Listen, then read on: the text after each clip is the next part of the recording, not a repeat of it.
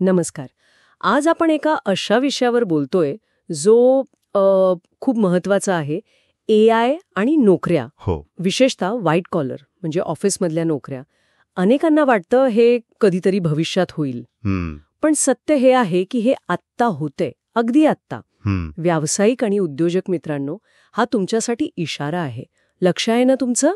चला जरा खोलवर बघूया हे काय आहे नक्की. अगदी बरोबर. आणि हे जे बदल होत आहेत ना, त्याचा वेग आणि व्याप्ती समजून घेणं फार महत्वाचं आहे. हो. वर्ल्ड इकॉनॉमिक फोरम म्हणतंय की पुढच्या 5 वर्षात जगातल्या जवळपास 0.5% नोकऱ्या म्हणजे चतुर्थांश नोकऱ्यांमध्ये मोठे बदल होतील AI मुळे. 0.5% म्हणजे खूप मोठा आकडा आहे हा. हो ना. आणि हे फक्त काही ठराविक कंपन्या किंवा IT पुरतं नाहीये. अनेक उद्योगांमध्ये हे होतंय. आज आपण हेच समजून घेणार आहोत की नक्की काय परिणाम होत आहेत. आकडेवारी पाहिली की खरंच डोळे उघडतात. काही तज्ज्ञ म्हणतात की येत्या फक्त 1 ते 5 वर्षात 10 ते 20% बेरोजगारी वाढू शकते. बापरे. आणि सगळ्यात धक्कादायक काय, तर जवळजवळ निम्म्या एंट्री लेव्हल व्हाईट कॉलर नोकऱ्या म्हणजे ज्या नुकत्याच कामाला लागणाऱ्यांसाठी होत्या त्या धोक्यात आहेत. म्हणजे 50%? हो.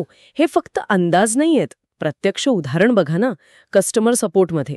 पूर्वी माणसं फोनवर बोलायची. बरोबर. आता 85% पेक्षा जास्त प्राथमिक तक्रारी किंवा विनंत्या AI बॉट्स हाताळतायत. 85%? विचार करा, 2020 मध्ये हे प्रमाण फक्त 30% होतं. किती वेगाने बदल झालाय. खरे. अगदी लॉ फर्म्समध्ये सुद्धा, म्हणजे जिथे खूप विचार करावा लागतो, हो. तिथेही कायदेशीर संशोधन, ड्राफ्टिंग यासाठी AI वापरलं जातंय. जे काम पूर्वी ज्युनियर वकील किंवा इंटर्न्स करायचे, तासांतास लागायचे त्यांना. म्हणजे आता AI फक्त तीच रटाळ कामं नाही करत आहे. नाही, तोच तर मुद्दा आहे. AI आता फक्त डेटा एंट्री किंवा आकडेमोड नाही करत. ते आता काय म्हणतात त्याला, जटिल संज्ञानात्मक कामं पण करू शकतं. म्हणजे विचार करणं, विश्लेषण करणं. जी पूर्वी फक्त माणसंच करू शकतील असं वाटायचं. कंपन्यांना काय, त्यांना खर्च कमी करायचा आहे, कार्यक्षमता वाढवायची आहे, त्यामुळे ते AIचा वापर करत आहेत.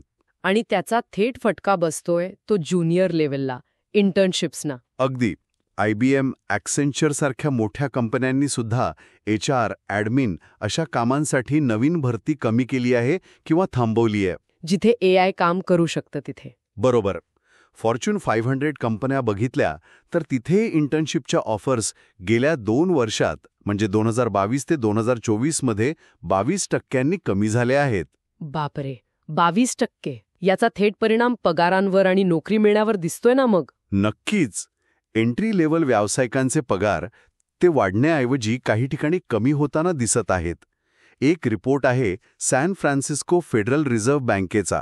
अच्छा. त्यानुसार 2024 मध्ये एंट्री लेव्हल पगारातली खरी वाढ म्हणजे महागाई वगळून 1.8% कमी झाली, जिथे अर्थव्यवस्थेत इतरत्र सरासरी 2.4% वाढ होती. म्हणजे फ्रेश ग्रॅज्युएटसाठी पहिली नोकरी मिळवणं अजून कठीण झालंय.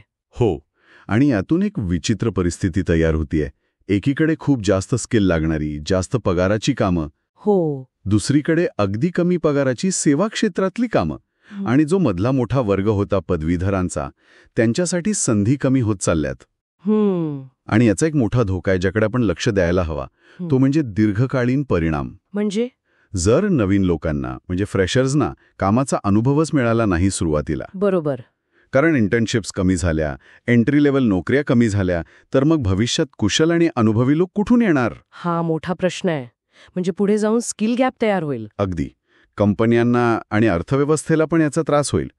त्यामुळे बदलत्या काळात ना स्वतःला तयार करणं, नवीन कौशल्य शिकणं हे खूप गरजेचं आहे. नुसतं घाबरून चालणार नाही. नाही, परिस्थितीला सामोरं जावं लागेल.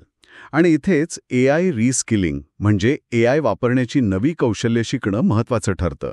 तुम्ही उल्लेख केला होता व्यावसायिक आणि उद्योजकांचा. हो. त्यांच्यासाठी हे फार महत्वाचं आहे. चेतन देशपांडे यांचा AI ॲडव्हान्टेज नावाचा एक मेंटॉरिंग प्रोग्राम आहे. अच्छा. तो याच गोष्टीवर फोकस करतो. व्यावसायिकांना प्रत्यक्ष उपयोगी पडतील अशी AIची कौशल्य शिकवतो.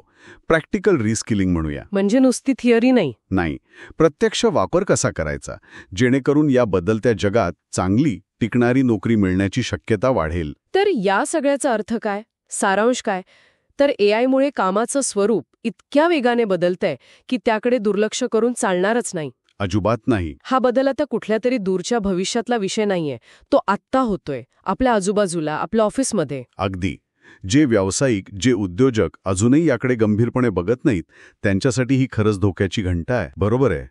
फक्त नोकऱ्या जातील या भीतीने नाही, तर या बदलामध्ये काहीतरी संधी पण असेल ना? नक्कीच. त्याचा विचार करायला हवा. तर आज आपण पाहिलं की AI कसं व्हाईट कॉलर नोकऱ्यांच्या बाजारात, विशेषतः सुरुवातीच्या टप्प्यावरच्या भूमिकांवर परिणाम करतंय. व्यावसायिक आणि उद्योजकांनी आता खरंच गंभीरपणे विचार करून कृती करायला हवी. हो. आणि जाता जाता एक विचार सोडून जातोय.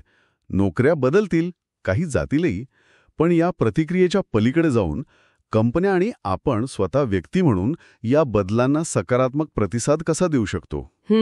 या आव्हानांमध्येच कोणत्या नवीन संधी दडलेल्या आहेत, ज्या आपल्याला भविष्यासाठी अधिक तयार करतील, याचा विचार करायला हवा.